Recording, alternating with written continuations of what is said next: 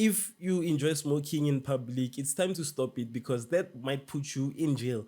The government has proposed a new bill, and that bill says that if ever you are found smoking in a public area, then you should be arrested. And also, it states that if ever I am home and then you are in your own house and you are smoking in your own house and I smell the cigarette, then I have the right to call the police because it's called passive smoking or secondary smoking. I forgot the name. So what the government is trying to establish is that they're trying to build a safer environment for all of us. I know that's something that a lot of people will not accept because it's a bit controversial. They are not trying to stop anybody from smoking, but because you have the right to do whatever you want, but they are just protecting the rights of those who do not smoke. For an example, I do not smoke and then you smoke, and then you smoking can cause me to inhale those toxins. It can cause me to inhale that tobacco. So I also have a right to be protected. So that's what the government is basically trying to do.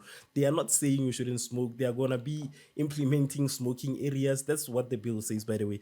They're going to be implementing smoking areas, meaning even in public, you cannot just walk around with your cigarettes in your hands. You have to go to a dedicated smoking zone. So people are angry about this, and coming from a person who attended all of these public hearings, people often came up and then they were confused. Basically, they complained about how the government is trying to control them, and some of them even complained about cultural practices, because that in our African culture we use tobacco products and wada. So people complain, but the thing is that they are not canceling smoking. They are not stopping you from smoking.